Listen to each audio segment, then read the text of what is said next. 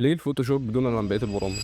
وليه كل مصممي الجرافيك بيفضلوا الفوتوشوب او الاليستريتور دون عن بقية البرامج؟ وليه احنا بننحاز لادوبي؟ سؤال كلنا بنردده وبيتردد في دماغنا، هو ليه دايما بنفضل فوتوشوب عن بقية البرامج؟ وده لان فوتوشوب يعتبر من احسن البرامج اللي انت ممكن تشتغل عليها، وغير كمان ان انت بتاخد اعلى جودة منه. وغير كده الفوتوشوب مفيد جدا في شغلك كجرافيك ديزاينر او كمونتير في حتة الدايناميك لينك، ان انت ممكن تضيف اوبجكتس من الفوتوشوب للبريمير الافتر افكت. وغير كده سهولة التعامل مع الفوتوشوب بتكمن في سهولة صيغ الملفات. وليكن مثلا انا عندي فيديو ومحتاج له صورة، والصورة ديت تكون بي ان جي، فممكن بكل بساطة اخش على الفوتوشوب واغير الصورة واخليها بي ان جي بدون خلفية. ولكن بقية البرامج تحس ان البرامج معقدة شوية. طيب النقطة التانية اللي ممكن معظمنا بيختلف عليها، واشمعنى الفوتوشوب واشمعنى اصلا اشتغل على الكمبيوتر؟ ما ممكن التليفون يطلع لي نفس الجودة. ممكن ارد عليك ولكن رد بسيط جدا. الفوتوشوب او البريمير او الافتر افكت او اي برامج من البرامج دي دايما متميزة في حته الجوده العاليه. فمثلا مش هتيجي تقارن كاب كات ببريمير، لان طبعا البريمير مش هيطلع لك زي صيغ فيديو زي الام بي جي كده، ولكن البريمير بيطلع لك الصيغ اللي انت عايزها، سواء جي اي اف او ام بي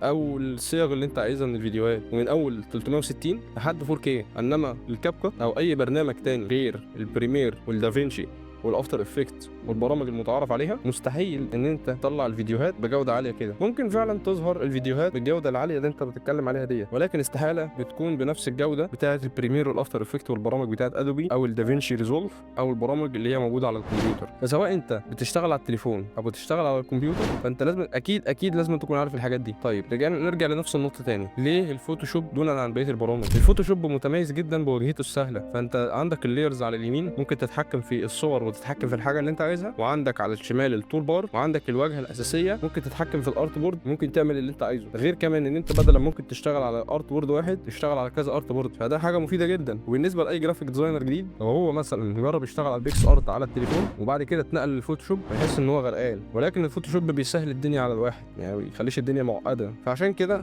معظم الناس اللي بتشتغل جرافيك ديزاين بيرشحوا لك برامج ادوبي لو انت حابب تتعلم الموضوع. طيب انت دلوقتي بتقول ان البرامج ادوبي دايما كلها مدفوعه. طيب في ايه البديل لبرامج ادوبي زي الفوتوشوب مثلا؟ بديل الفوتوشوب الحالي واللي هو المشهور هو برنامج جيم متميز ان نفس واجهه الفوتوشوب او قريب منها. وبرنامج جيم يعتبر من اقدم البرامج اللي موجوده، ولكن اغلبيتنا بيتجه للكراك، مع ان طبعا ان الكراك حرام، ولكن معظمنا بيتجه له. ولكن نصيحه مني، لو انت ربنا كرمك وقدرت يبقى معاك فلوس تشتري النسخه او ان انت تعمل اشتراك ادوبي، فاتجه على طول ان انت تشتري نسخه ادوبي، اريح لك واريح لجيبك. النقطه اللي بعد كده، دايما الفوتوشوب او برامج ادوبي عموما فيها ترابط بينها وبين بعض، بحيث ان البرامج بتبقى متصله ببعض عن طريق الدايناميك لينك. وليكن مثلا انا بصمم لوجو على الاليستريتور، واللوجو دوت انا محتاج ان انا اعدل فيه كل شويه عشان اضيفه على بوستر او اضيفه على منشور، او ان انا مثلا بعمل شيب والشيب ده محتاج اضيفه على التصميم بتاعي. فانا بكل بساطه باخد التصميم في كنترول سي واخش على الفوتوشوب بكنترول في، خلاص الدنيا بقت سهله. على عكس البرامج التانيه لازم تعمل اكسبورت للاوبجكت اللي انت شغال عليه، ولازم تاخده في البرنامج التاني عشان يشتغل. وده على عكس الفوتوشوب تماما. الفوتوشوب والالستريتور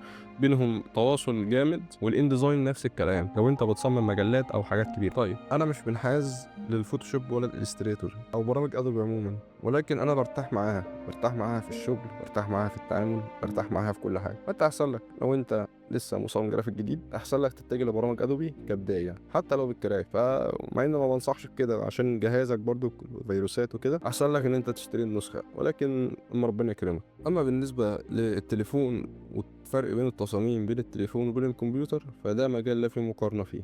فان شاء الله هننزل فيديو جديد هنتكلم فيه عن الفرق بين التليفون وبين الكمبيوتر في المونتاج، ويبقى الفيديو تفصيلي شويه.